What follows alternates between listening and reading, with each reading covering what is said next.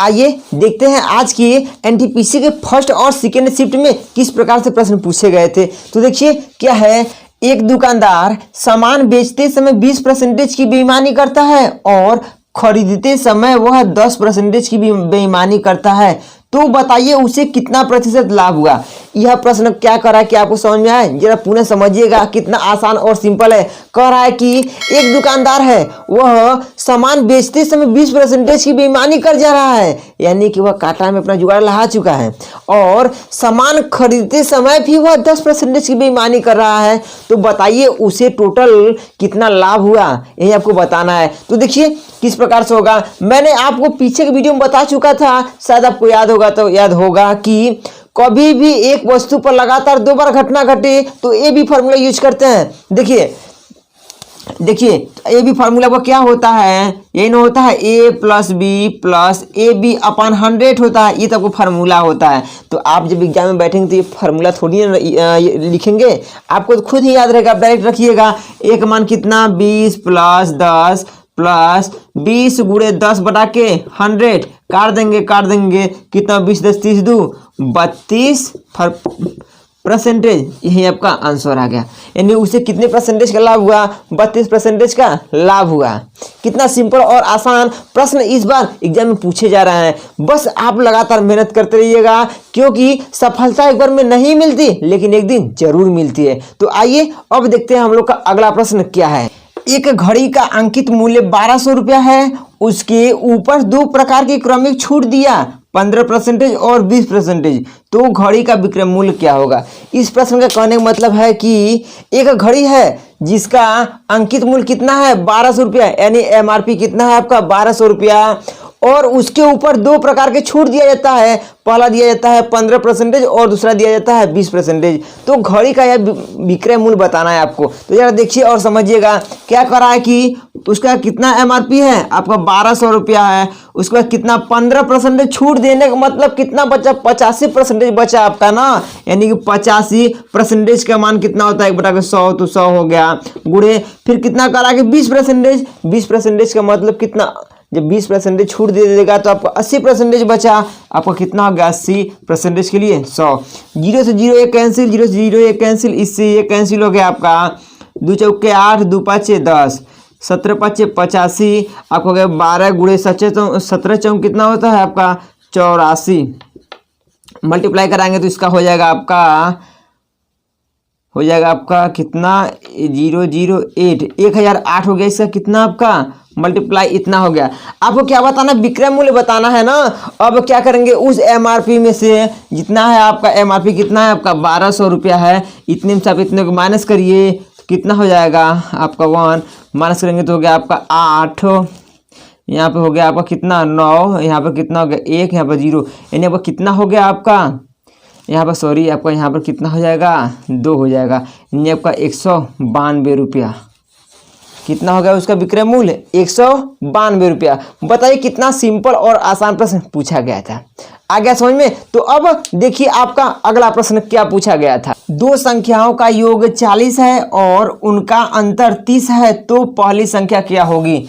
इस प्रश्न का कहने का मतलब यह है कि कोई 2 संख्या है, ठीक है, जिनका योग कितना है 40 है और उन्हीं संख्या का अंतर 30 है, तो बताइए पहली संख्या कौन सा था उसमें, ये आपको बताना है। तो देखिए समझिएगा, मान लीजिए कि माना पहली संख्या आपका x है और दूसरी संख्या कितना हो गया आपका y हो गया। उसके बाद क्या करा कि 2 संख्याओं का योग, यानी पहला और दूसरा संख्या का योग कितना है 40 है, फिर कराया कि उनका अंतर, यानी इसी संख्या का अंतर, तो x - y बराबर कितना हो गया आपका 30, कितना होगा आपको बताना होगा। ये देखिए प्लस माइनस कैंसिल, तो ये कितना हो गया आपका 2x हो गया, ये कितना हो गया आपका 70, तो x बराबर कितना हो गया आपका 35, यानी यह जो आपका x है यही तो आपका पहली संख्या है, यानी पहली संख्या कितना निकल गया आपका 35।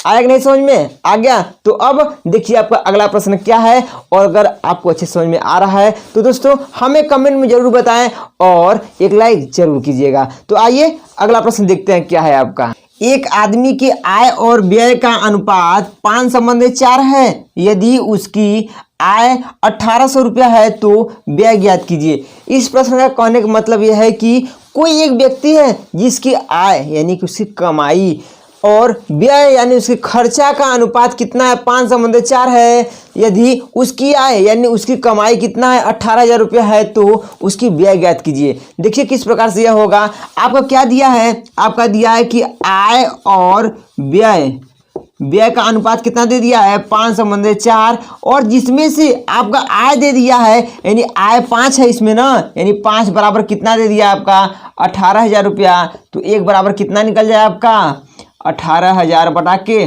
5 काटेंगे तो कितना होगा 5 × 15 5 × 30 0 यानी कितना हो गया 3600। 1 बराबर 3600 हो गया। तो आपको ब्याज निकालना था ना, तो ब्याज का अनुपात कितना दिया है 4। जब 1 बराबर 3600 तो 4 बराबर कितना हो जाएगा आपका 3600 गुणे 4 मल्टीप्लाई कराएंगे तो कितना होगा 0 4 × 24 4 × 12 2 14 यानी कितना हो गया आपका देखिए ये आपका उत्तर आ गया, यानी कि 144 आपका उत्तर आ गया समझ में। तो अब क्या करेंगे, देखिए आपका अगला प्रश्न क्या है 0.008 गुणे 0.0006 यानी पहले में 2 जीरो लगा है और दूसरे में कितना लगा है 3 जीरो लगा है। आपको ये मल्टीप्लाई करना है। देखिए लोग किस प्रकार से गड़बड़ी करते हैं, जरा गौर कीजिएगा। 8 से कितना हो गया आपका 48, कितने अंक के बाद दशमलव लगाना है, देखिए 1 2 3 4 5 6 7, ठीक है। तो 1 2 3 4 5 6 7 अंक के बाद दशमलव लगेगा, लेकिन लोग क्या करते हैं दशमलव लगाने में ही गलती कर देते हैं और आपको ऑप्शन भी ऐसा दिया रहेगा कि आपको लगेगा कि नहीं वही सही है। तो ठीक है दोस्तों, हमें उम्मीद है कि आप लोग इसे अच्छे से सॉल्व करके आए होंगे, ठीक है। तो अब अगला प्रश्न देखिए क्या है आपका 30 का 50% प्लस 60 का 20% का मान बताइए। यही प्रश्न पूछा गया था। देखिए कितना सिंपल है, क्या करा है कि 30 का मतलब होता है गुणा 50% का मतलब कितना होता है 50 बटा के 100 करिए, या फिर आप जानते हैं 50% का मान होता है 1 बटा के 2, तो और आसानी से हो जाएगा ना। आपका हो गया फिर प्लस 60 का मतलब कितना गुणा 20% का मतलब कितना 20 बटा के आपका हो गया 100, तो कितना हो जाएगा 50 गुना के 100 2 से काटेंगे तो आपका 15, इससे कितना हो गया 20 पंजे 100 काटेंगे तो कितना हो जाएगा आपका 12 पंजे 60। आपका हो गया 12 प्लस, ठीक है, इधर कितना है आपका 15 प्लस 12 यानी कितना हो गया आपका 27। उसका मान कितना है आपका 27 यानी कि 27। कितना सिंपल था। तो अब देखिए आपको अगला प्रश्न क्या पूछा गया था 2x प्लस 5y बराबर 12 और xy बराबर 8 है तो 8x cube plus 125y cube का मान बताइए। कितना सिंपल और आसान प्रश्न पूछा गया है। इस प्रकार से प्रश्न को आप कैसे हल करेंगे, आप जानते हैं कि a प्लस बी का होल क्यूब क्या होता है, आपको पता है। तो कैसे करेंगे, देखिए आपको समीकरण क्या दिया है कि 2x प्लस 5y बराबर 12, इसका आप क्यूब करिए दोनों पक्षों का, तो कितना हो जाएगा a क्यूब का मतलब कितना हो गया 8x का क्यूब प्लस b क्यूब का मतलब कितना हो गया 125y क्यूब प्लस 3a का मतलब 3ab कोष्टक में कितना होता है आपका a प्लस b बराबर 12 क्यूब कितना होता है आपका होता है 1728। यहाँ तक हो गया समझ में। अब क्या करेंगे आप 8x cube plus 125y cube plus देखिए क्या हो जाएगा 5 10 30 एक्स वाई, जिसमें से आप जानते हैं एक्स वाई का मान कितना दिया 8 यानी 30 गुणे कितना हो गया 8 और यहाँ पर कितना हो गया आपको पता है कि 2x प्लस 5y, देखिए आपको दिया 2x प्लस 5y बराबर 12 दिया है, यानी हम लोग इसके स्थान पे तो 12 रख सकते हैं। तो यहाँ पर कुछ नहीं तो गुणा होगा तो 12 बराबर कितना हो गया 1728। इसका आप टोटल मल्टीप्लाई कराइए तो कितना हो जाएगा आपका हो जाएगा इतने प्लस ये तो सेम उतर जाएगा। इसका जब मल्टीप्लाई कराएंगे तो कितना हो जाएगा आपका 8 3 का 24 में 12 8 3 का 24 240 में 12 का मल्टीप्लाई कराइए तो देखिए कितना हो जाता है आपका हो जाएगा 8x cube plus 125y cube plus कितना मल्टीप्लाई कराएंगे तो हो जाएगा आपका कितना 12 चौक 48 आपका हो जाएगा इतना बराबर हो गया आपका कितना 1728। अब इधर ये प्लस में उधर जाएगा तो माइनस में हो जाएगा, यानी इतने के बराबर क्या हो जाएगा आपका 1728 माइनस कितना हो जाएगा 2880। इसको माइनस करेंगे तो आपको कितना आएगा माइनस करेंगे तो हो गया आपका आ जाएगा माइनस में 1152। इसको माइनस करने में कितना हो जाएगा आपका माइनस में 1152 52 यही इसका मान होगा। आपके ऑप्शन में इतना दिया होगा। आगे समझ में। तो अब देखिए आपका अगला प्रश्न क्या है। 8 वस्तु का क्रय मूल्य 5 वस्तु के विक्रय मूल्य के बराबर है तो लाभ प्रतिशत बताइए। इस प्रश्न का कहने का मतलब यह है कि जितने में वह 8 वस्तु खरीद रहा है उतने में वह 5 वस्तु को बेच दे रहा है, बताइए उसे कितने प्रतिशत का लाभ हुआ। तो जरा समझिएगा, 8 वस्तु का क्रय मूल्य यानी कि सीपी क्या है, 5 वस्तु के एसपी के बराबर यानी सेलिंग प्राइस के बराबर है। तो क्या हो जाएगा आपका सीपी अपान एसपी बराबर कितना हो जाएगा 5 अब बटा के 8।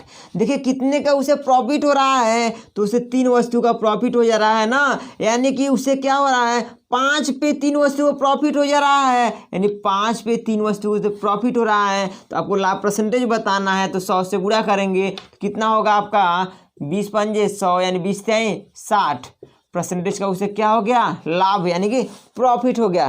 कितना सिंपल प्रश्न पूछा गया था कि नहीं। अब अगला प्रश्न देखिए क्या पूछा गया है। आपसे कहा यह गया कि 60 का स्क्वायर माइनस 54 के स्क्वायर का मान बताइए। तो आप जानते हैं कि a का स्क्वायर माइनस b का स्क्वायर बराबर क्या होता है, a कोष्ठक में a प्लस बी, दूसरे कोष्ठक में a माइनस बी। तो देखिए इसको आप इस रूप में लिख सकते हैं, कितना हो जाएगा आपका 60 माइनस 54 इंटू 60 प्लस 54।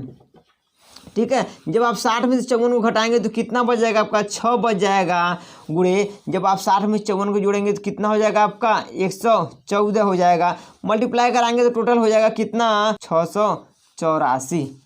कितना हो जाएगा आपका 684। बताइए कितना सिंपल और आसान प्रश्न पूछा गया था। तो अब देखिए आपका अगला प्रश्न क्या है। किसी चुनाव में राम को 40% वोट मिलता है तथा रामू को 60%। यदि कुल वोट 3500 थे तो राम को कितने वोट मिले।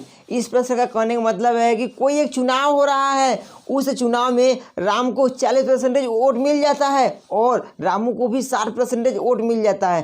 टोटल वोट की संख्या 3500 है, तो बताइए कि राम को कितने वोट मिले। ठीक है, तो कैसे करेंगे आप। देखिए टोटल वोट कितना है आपका है, टोटल है 3500। तो आपको कहा है कि राम का वोट बताना, पूछना राम का वोट आपसे पूछ रहा है, तो राम को कितना वोट मिला है 40% ना, यानी इसी का 40% मिला होगा ना। परसेंटेज का मान कितना होता है आपका 100 होता है, काट देंगे तो कितना हो जाएगा आपका 1 0 हो गया, 5 को 20 की 0 2 हो गया, 4 से 12 12 2 कितना हो गया आपका 14, यानी 1400 वोट मिलेगा किसको, राम को मिलेगा। अगर ये आपको रामू को पूछता तो क्या कर देते हैं आप, लिखते 3500 का 60% कर देते, उत्तर रामू का भी आ जाता।